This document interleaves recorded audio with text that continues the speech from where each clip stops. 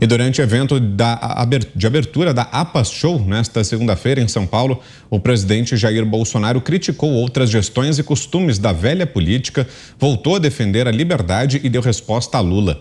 Em seu discurso, o chefe do executivo falou sobre o loteamento de cargos e ministérios em governos anteriores e criticou a medida, além de revelar que foi procurado por um parlamentar para dar sequência nesse modelo. A intenção no passado, quando se escolhia ministro, era para acalmar partidos e ganhar voto. E outras coisas mais. Vocês lembram há poucos anos, manchetes de jornais, tal partido ganha um ministério, o outro partido perde um ministério. Eu lembro eu estou falando isso para vocês entenderem um pouco de política. Eu lembro de eu parlamentar, 28 anos, uma votação importante, chegava a lista da fidelidade. O que é a lista de fidelidade? Os parlamentares que votavam com o governo, um projeto não republicano, obviamente, e de acordo com a lista de fidelidade, ele ia, junto ao respectivo presidente da República na época, exigir mais isso ou aquilo. Assim era movida a política no Brasil. Tive reunião no gabinete, quantas vezes chegava um parlamentar gordinho lá, nada contra os gordinhos, né? Olha, se não arranjar esse ministério, não entra em pauta nada, nem na Câmara, nem no Senado. É foda trabalhar assim. Não se pensa no Brasil de jeito nenhum. O Brasil que se exploda. Essa é a máxima, quase que uma regra, porque tem muitas exceções por aí, da política brasileira. Como trabalhar num ambiente desse? Tentam roubar nossa liberdade através de canetadas. O que tentaram nos roubar em 64, tentam nos roubar agora. Lá atrás pelas armas, hoje pelas canetas. Liberdade de expressão. Um dia falaram para mim, olha, e quem levanta uma faixinha de AI-5? Você tem que ter pena desse cara, não é prender esse cara não, tem que ter pena dele. Ele nem sabe o que é AI-5. Aí quem levanta a faixinha, artigo 142. Pergunta para ele, o que é artigo 142? Muita gente não sabe. Assim, quando a esquerdalha me chama de fascista, não sabe o que é ser fascista. Mas eu entendo tudo isso como liberdade de expressão. A liberdade é mais importante que a nossa própria vida. O presidente falou sobre os diversos processos que enfrenta e rebateu Lula, que afirmou que ele e sua família temem ser presos após as eleições. Mais da metade do meu tempo, eu me viro contra processos. Que até já falo que eu vou ser preso. Por Deus que está no céu, eu nunca serei preso. Ele ainda trouxe à tona ajudas que as ONGs recebiam e afirmou que cortou tudo. Tirar dinheiro de ONG. Tinha ministério meu, Onix, que você me alertou até, que dava em média 60 milhões por ano para entidades que voltavam para o MST. Acaba com essa grana. Também, além de ONGs, né? Além desse dinheiro de ministério, tinha ONGs. Cheguei no BNDES, por que o BNDES está dando dinheiro para a ONG? Ah, isso e aquilo. Acabou a brincadeira. Tem boas ONGs. Que se exploda. Quando se faz uma quimioterapia, se mata células sadias também. Acabou o dinheiro de ONG. Hoje vocês não têm quase que notícia de MST. Custou caro para a gente. Enfrentar lobbies, enfrentar setores. Aí vem parte da mídia criticando a gente, porque tirou dinheiro daqui, tirou de lá. Não tem um viés social, mas fizemos a nossa parte. Bolsonaro ainda reclamou dos que o acusam de falar palavrão e criticou o novo marco temporal que, segundo ele, prejudicará a agricultura brasileira. Não devemos medir palavras para defender o nosso Brasil. Fico com algum de frescura, ele fala palavrão. Então vota naqueles do passado que falavam bonito e ferravam vocês. A minha passagem de vida militar me fez usar alguns palavrões de vez em quando, peço desculpa aos senhores, mas é uma realidade. O que sobra para mim se o Supremo aprovar isso daí? Eu tenho que pegar a chave da presidência e entregar lá no Supremo, ó, de vocês. Ou falar, não vou cumprir. O que eu faço? Isso não é minha vida, é de vocês todos. Por fim, o chefe do executivo também voltou a falar sobre as eleições e a política. Alguns querem a volta à cena do crime. Agora, ele era contra a volta da cena do crime, porque ele queria voltar junto com o criminoso da cena do crime. Que vergonha a política brasileira!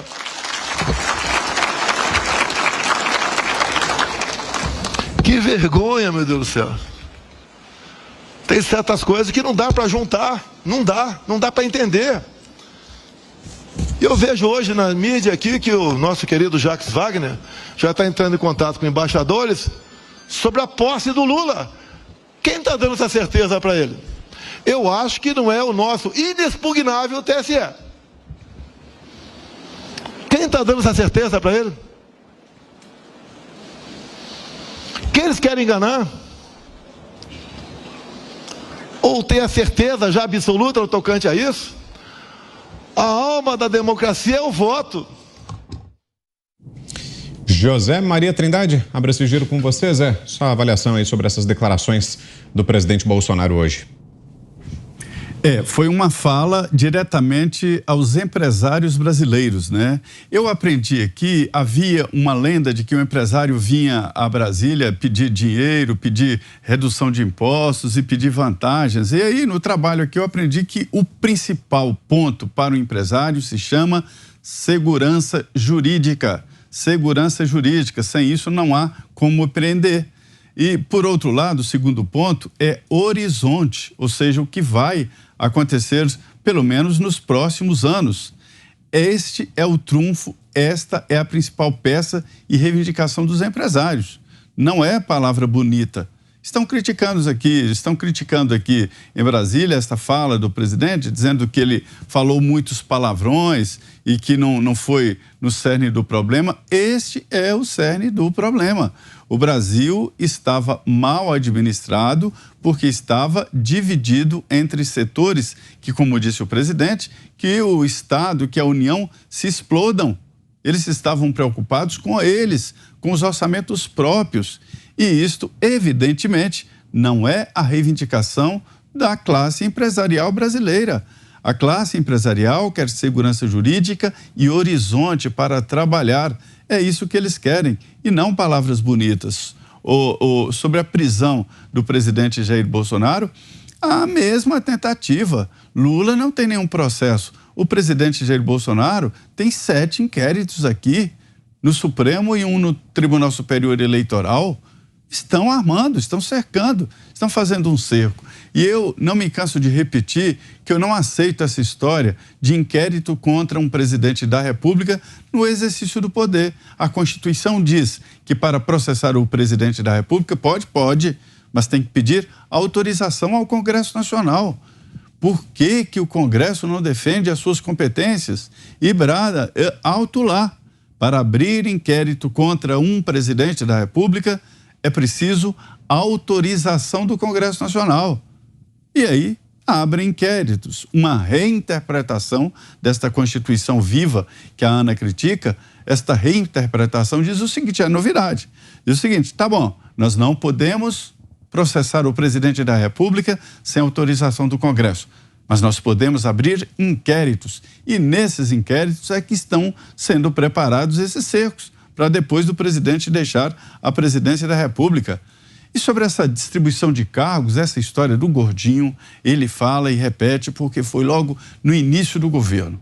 Então, o então presidente da Câmara, que agora ninguém fala mais dele, teria chegado lá para o presidente e pedido, e não é pouco o ministério que queria logo o Ministério da Fazenda, queria ministérios importantes com dinheiro. E aí o presidente falou, tá bom, eu aceito. Mas desde que você me apresente um candidato que tenha condições, um candidato que tenha o preparo de Paulo Guedes, um candidato que apresente aqui, que aí eu troco e nomeio o seu candidato. Dizendo ali que, na verdade, o critério não era político, e sim qualidade dos ministros que moram aqui na esplanada dos ministérios. Sobre as eleições, não estão definidas coisa nenhuma. Há uma polarização, isso aí é claro, há uma polarização. E o povo será chamado para decidir, né, em outubro, se querem o Brasil do presidente Jair Bolsonaro ou o Brasil do ex-presidente Lula. Aí vem o que será o presidente do TSE, confirmando de que o eleito pelas urnas eletrônicas será empossado, será diplomado e empossado. Ele tinha que dizer, se ele fala isso, é porque alguma coisa ameaça. Tinha a obrigação de dizer onde está essa ameaça, quem são os que estão ameaçando as eleições, porque por enquanto no horizonte não tem. Você, Fiuza, 3 minutos. Olha, o Jair Bolsonaro, falando que tem pena de quem pede AI-5, isso joga numa crise de depressão todos os libertários de boutique. Eles caem numa depressão assim da qual é muito difícil sair. São pessoas, né, que eu não sei porquê, algumas eu até admirava e respeitava, mas que caíram nessa tara, né? Caíram nesse fetiche. O bolsonarismo, a vida dessas figuras virou isso, né? Essa fixação.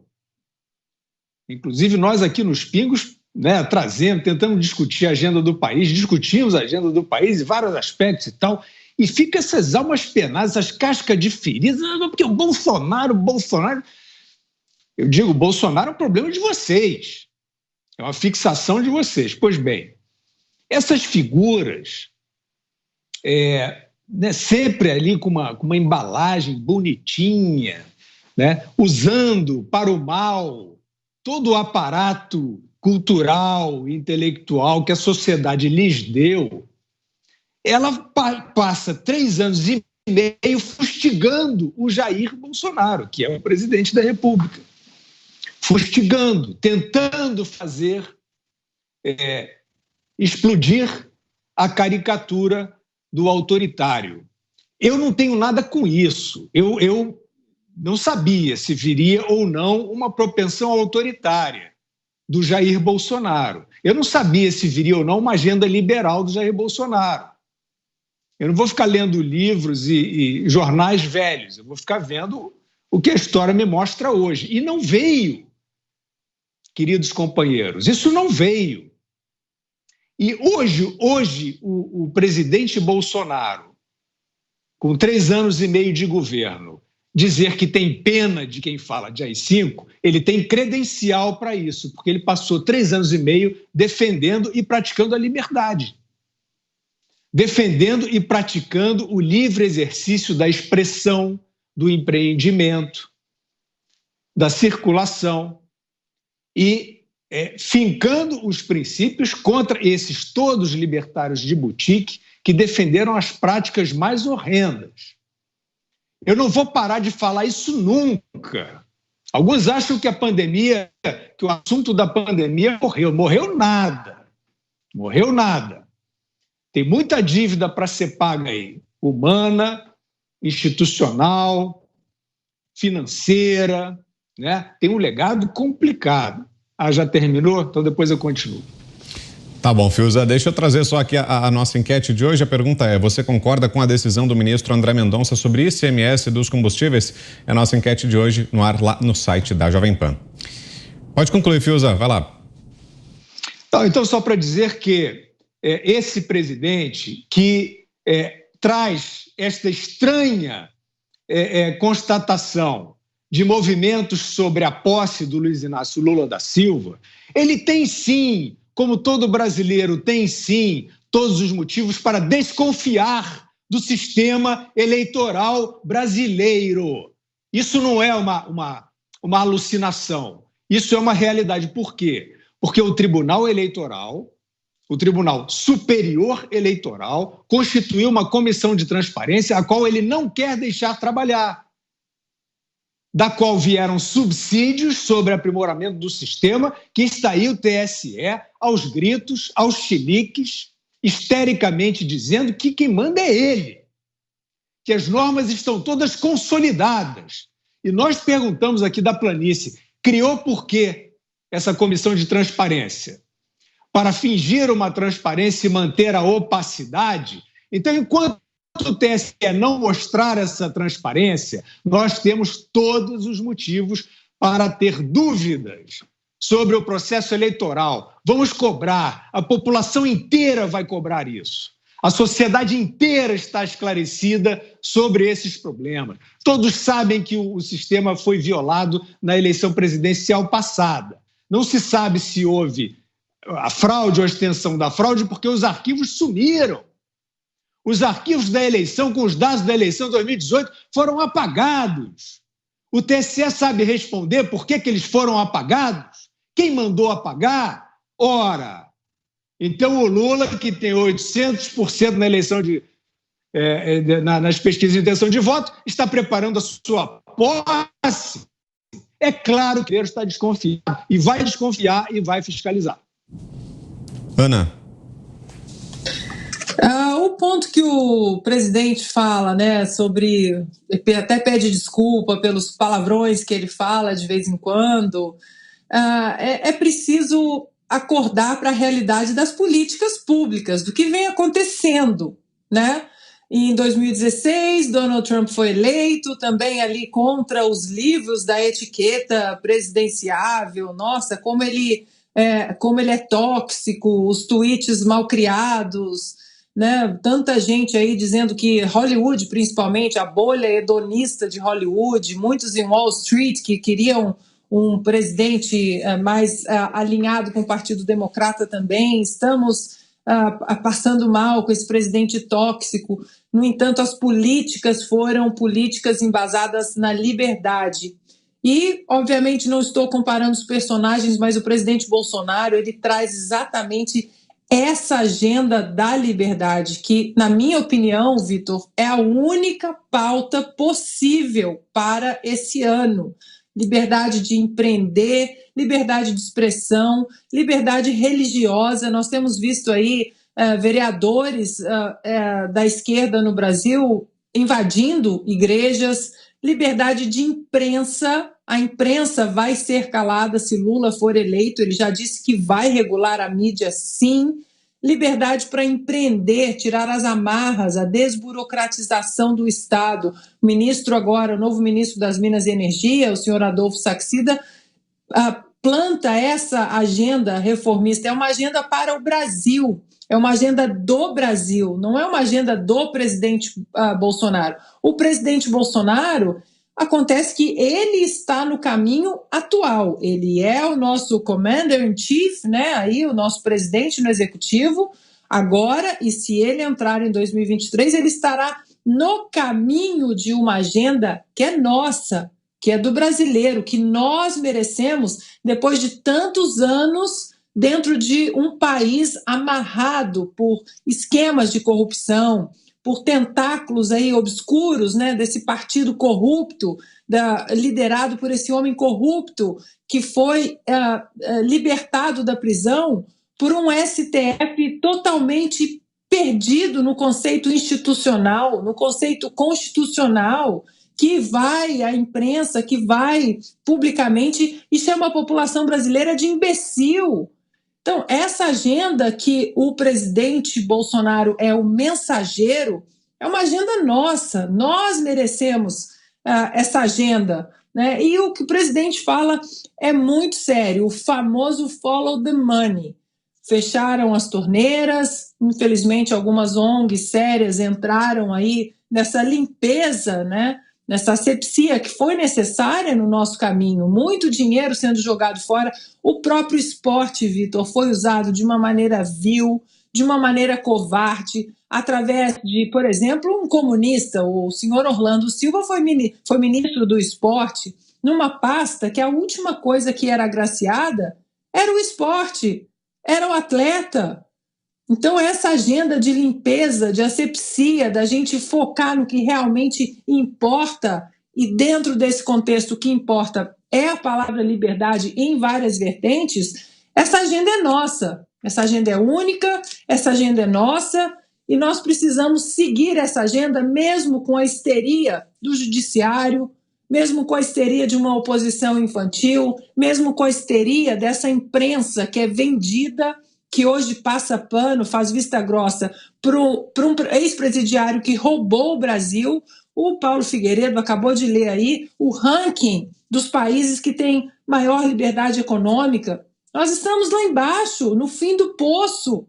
Como atrair investidores? E mesmo assim, mesmo estando lá perdido no meio do ranking da liberdade econômica, vem uma pasta séria como a do ministro Paulo Guedes, do Adolfo Saxida, hoje ministro das Minas e Energia, mas que foi secretário de Política Econômica, de uma pasta séria que implementou reformas importantes no nosso caminho de progresso, libertar das amarras do Estado. Obviamente, o presidente é o mensageiro de uma agenda que pertence a nós, ao povo, ao pagador de impostos. E nós queremos cortes, sim, seja no ICMS, seja numa reforma tributária e seja também em ONGs, organizações não governamentais. Jamais deveriam estar recebendo dinheiro do governo, que na verdade não é do governo, é nosso. Você, Paulo, para a gente fechar, 2 minutos e meio. Maravilha, olha, eu chamo a atenção para essa capacidade única que o Bolsonaro tem de se comunicar com os eleitores e eu gosto dessa forma. Não só a questão do palavrão, quem fala direto com o povo, as pessoas falam palavrão mesmo, e isso acontece, é muito comum mesmo na caserna. Agora, essa capacidade de se comunicar contando os bastidores da política. Essa forma direta, essa forma franca, essa forma que, com ou sem palavrão, ela gera um pouco de nojinho estético numa elite cheirosa, num beautiful people, nas pessoas bonitonas, mas ela coloca o dedo na ferida. Qual foi o último presidente que vocês ouviram reclamar da classe política, reclamar que a classe política era politiqueira e não se interessava com o Brasil? Provavelmente meu avô, João Figueiredo, foi o último que reclamou, que falava que os políticos nunca pensavam no Brasil, pensavam sempre nos seus interesses próprios. E agora nós temos de novo, finalmente, um presidente que coloca as coisas dessa forma. Se você não concorda comigo, já que estamos discutindo aqui nesse momento, nesse ano, Lula e Bolsonaro, alguém lembra do Lula reclamando da classe política? Alguém lembra do Lula reclamando, poxa, os parlamentares não pensam no Brasil? Sabe por que ele não reclamou? Porque ele comprou os parlamentares. Ele comprou primeiro com o mensalão, a estratégia do Zé Dirceu, né? O que foi o mensalão? Foi lá o PT utilizando dinheiro desviado de corrupção através principalmente de agências de publicidade para comprar os parlamentares. Esse que o Bolsonaro reclama, que não pensam no Brasil. Tava todo mundo, que hoje fazem oposição, CPI, não sei o que, tava todo mundo tranquilo enquanto estava recebendo propina do PT. Depois o PT voltou, contra-atacou e foi lá e falou, bom, o esquema do mensalão não deu, pegaram, né? O Roberto Jefferson botou a boca no trombone, vamos tentar um esquema um pouquinho diferente. E aí fizeram o Petrolão. O esquema era mais ou menos o mesmo. Eles continuavam comprando os políticos que nunca se preocupavam com o Brasil, mas compravam os políticos com dinheiro da Petrobras, com dinheiro de empreiteira para as suas campanhas. Mas a mesma coisa, mesmíssima coisa. Então, o presidente fala muito bem, ele coloca o dedo na ferida, da forma, do que a esquerda quer também, né? Porque o presidente fala corretamente, isso escapou a muita gente. Em 1964 eles queriam tomar o poder e tomar as nossas liberdades. E realmente, hoje, os ministros do Supremo Tribunal Federal, quase todos colocados por governos de esquerda, estão fazendo a mesma coisa. Estão fazendo uma ditadura, uma juristocracia com o poder da caneta. Exatamente o que eles queriam fazer em 64 e depois em 68 com luta armada, agora eles fazem com a caneta. Prendem opositores, caçam e prendem parlamentares, censuram, fecham veículos de comunicação, tomam bens, como fizeram agora com essa multa do Daniel Silveira.